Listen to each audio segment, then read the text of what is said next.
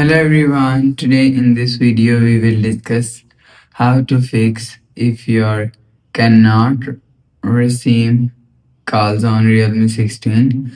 Let's start the video. If you want to fix this problem, so restart device, just click and hold side power button and you will see restart device from here.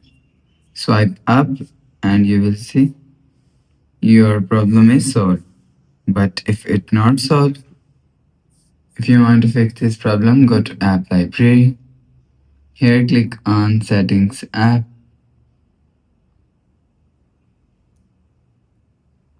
Now in setting, scroll down and click on sound and vibration.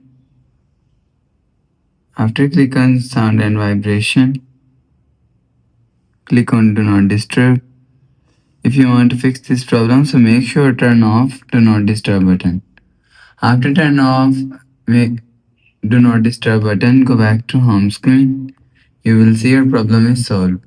But if it not solved, click on settings app, scroll down to end, click on system and update, click on backup and reset, click on reset phone and click on reset network settings.